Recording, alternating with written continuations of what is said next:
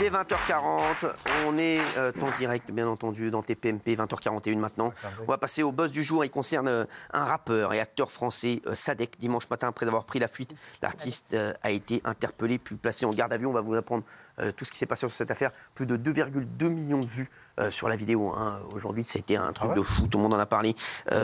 Petit récap, et Myriam Palomba et Reda Bellage. Myriam Palomba, donc spécialiste des sauces, et Reda Bellage, porte-parole unité SGP Police, seront avec nous pour tout nous expliquer de cette nouvelle Soso. C'est parti. Depuis le début des années 2010, Sadek a su se faire un nom dans le milieu du rap français. Sniff, ça, c'est de la dynamite.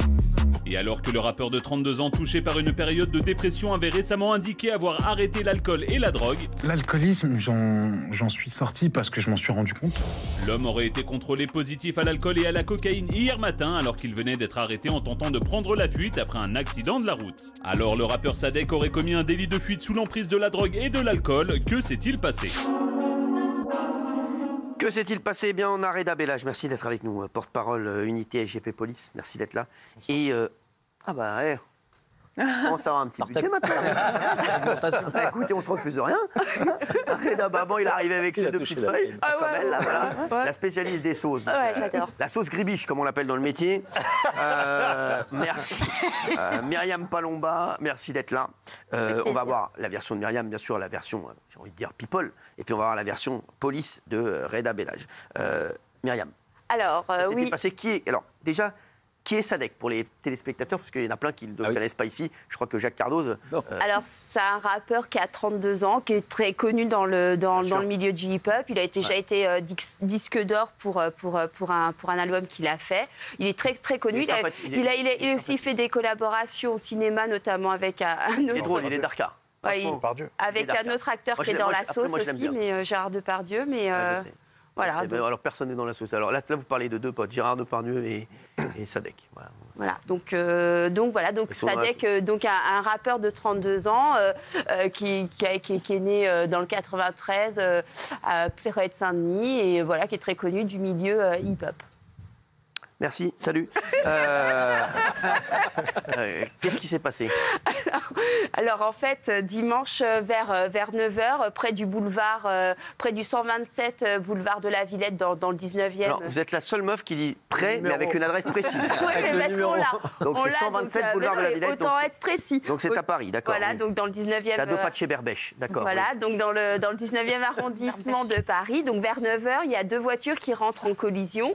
Et là, il y a un automobiliste qui prend la fuite à pied. Le deuxième automobiliste décide d'appeler donc la police. Là, une patrouille arrive en urgence et en fait se met à chercher dans les environs et ils arrêtent donc ce Sadek, ce rappeur, et ils le testent et ils s'aperçoivent qu'il est sous emprise de cocaïne et d'alcool, donc délit de fuite, accident et emprise de cocaïne, et sous emprise de cocaïne et d'alcool. Et donc, il a été placé immédiatement en garde à vue dans le commissariat du 10e arrondissement, notamment spécialisé pour tout ce qui est trafic de drogue et tutti quanti. Tutti quanti, d'accord. Aujourd'hui, donc il est toujours en garde à vue ? Alors, il est toujours en garde à vue parce qu'en fait, au-delà du délit de fuite et de l'accident, il y a aussi des soupçons de trafic de drogue. Donc, c'est pour ça qu'ils l'ont... Soupçons, attention. Voilà, alors, les soupçons. Ne prenez pas votre rôle trop... voilà, c'est ça, parce que vous mettez les gens dans d'autres sauces. Oui, non, mais c'est vrai. Non, mais je vous êtes passé de la gribiche à la béchamel. J'ai rien contre... Enfin, j'aimerais d'ailleurs préciser que souvent, je me fais tacler sur les réseaux sociaux. J'ai rien contre les gens. Moi, je vous fais du factuel. Donc, voilà ce qu'il en est. Donc, sa garde à vue a été prolongée de 24 heures. Et donc, on va vite savoir ce que décide le juge d'instruction dans cette affaire. Alors, Reda, merci d'être là. Il y a eu un délit de fuite, c'est sûr. Comment on peut affirmer qu'il s'agit d'un délit de fuite ? À partir du moment où vous avez un accident et que la personne volontairement prend la fuite, très bien. C'est exactement ce qui s'est passé. Merci. Si la personne ne reste pas, elle...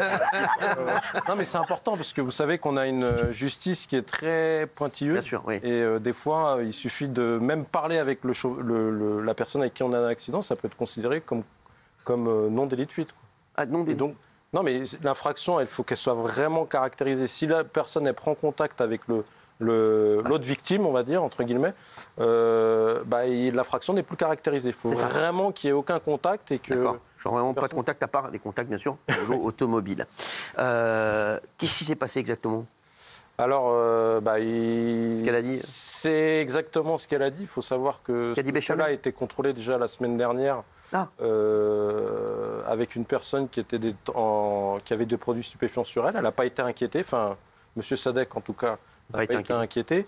Et il est connu défavorablement des services. Ah oui. Il y a au moins une affaire de tabassage sur un youtubeur en 2020. En fait, en 2020, en fait, il a comment s'appelle, il a tabassé un blogueur lyonnais.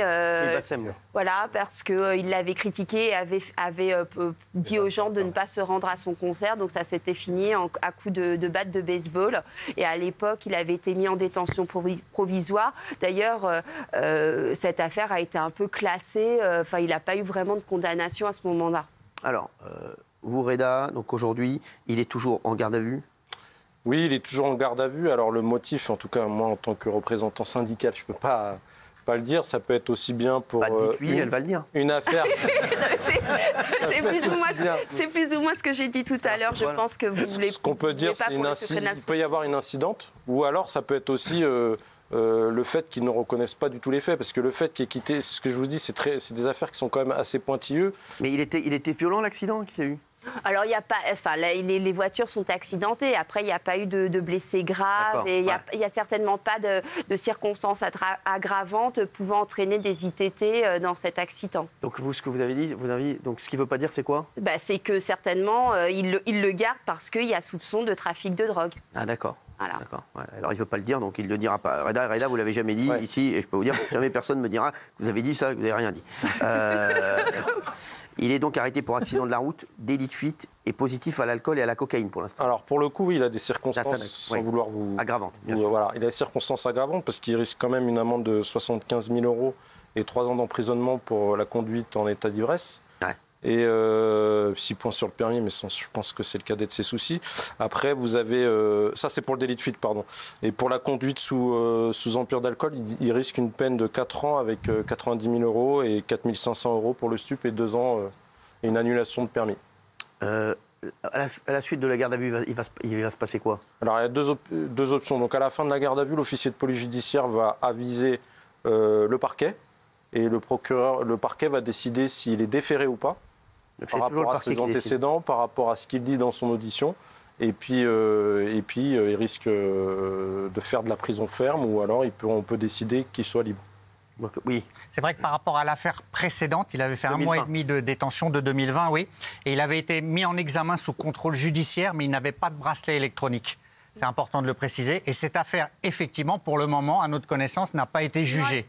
Alors que c'était quand même un tabassage qui avait fait beaucoup de bruit à l'époque. On en avait parlé, sur un blogueur qui remettait en cause un de ses concerts, qu'il avait empêché de faire un concert. Donc ils avaient monté une expédition et voilà. Oui, on sait Bassem, ça fait 15 fois qu'on le dit, il n'arrête pas de le dire dans l'oreille, on sait qui c'est. Non, il n'en est pas à son premier délit de fuite, a priori. Il a avoué lui-même dans une interview qu'il avait déjà commis un délit de fuite il y a quelques années. Et c'est quelqu'un qui, dans ses chansons, comme beaucoup de rappeurs, mais prône la consommation d'alcool et de drogue au volant. Il y a même un de ses derniers clips qui commence par un accident de voiture avec un chauffeur qui a pris un ballon d'azote. Donc malheureusement, on voit que les fantasmes un peu des clips de rap là, se transposent dans la vraie vie. Et j'espère que ses fans ne suivront pas. Mais non, puis ce qui est assez terrible, c'est que c'est quand même quelqu'un qui a lui-même été victime très jeune, à l'âge de 11 ans, d'un accident de voiture qui l'a beaucoup handicapé. Donc... visiblement, ça ne lui a pas servi de leçon. Alors, justement, c'est fou parce que ça arrive encore à chaque fois. On va en parler dans un instant parce qu'on va passer aussi à l'autre affaire avec Marwan Béréni, qui apparemment, lui aussi, a percuté quelqu'un sur la route. On va voir dans le témoignage dans un instant. Mais on a l'impression que c'est vrai que ça fait 3 affaires maintenant qui succèdent. Comme ça, de personnalités qui font des délits de fuite. Alors, aujourd'hui, la problématique à laquelle on doit faire face, c'est qu'avec les réseaux sociaux, tout va très, très vite. Des fois, les journalistes savent les choses même avant nous, les représentants du personnel. La preuve, on a la preuve devant nous. Et on cloisonne, en fait. Enfin, on essaye de cloisonner un maximum et on a pour instruction de donner un minimum d'informations, un peu... comme si c'était du secret défense, pour protéger les auteurs présumés. voilà, c'est une chose à laquelle on doit faire de plus en plus face. On l'a vu dans l'affaire Guillon, on l'a vu dans... Gilles. J'ai une question à poser à Reda. Il y a beaucoup de personnalités, effectivement, qui commettent des délits de fuite. On se souvient de Benoît Magimel dans le passé, etc. Et je ne relie pas le cas de Benoît Magimel à ce que je vais vous demander, mais parfois on dit que partir... Il a eu deux Césars, oui. Oui. Non, mais ce que je veux dire, c'est que parfois, on me dit que des personnalités cherchent à s'enfuir justement parce qu'elles savent qu'elles vont être positives et à gagner du temps, à aller se cacher pour que l'effet de l'alcool ou des stupéfiants disparaissent. Est-ce que c'est vrai selon votre expérience? Oui, et très souvent même, vous avez une personne qui va être cooptée, voire indemnisée pour se faire passer pour le chauffeur.